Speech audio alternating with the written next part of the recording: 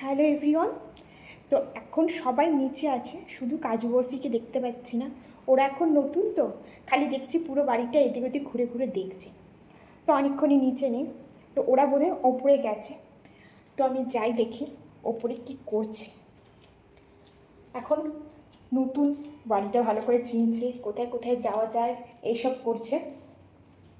তো আমি ওপরে চলে এসেছি, পুরো ওপরটা অন্ধকার। দেখি ওরা এখন কোথায় আছে।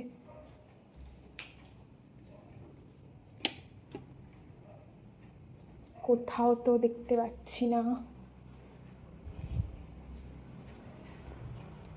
ঘরে তো দরজা দেওয়া, ঘরে ঢোকার তো কোনো চান্স নেই।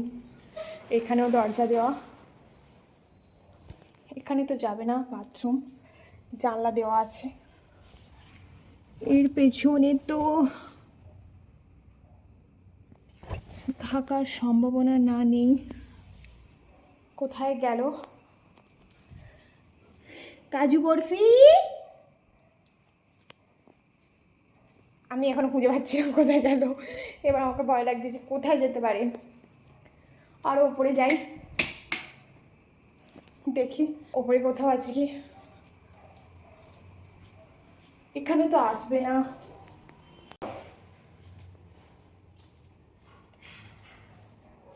কাজু বরফি কোথায় আছো বাবা?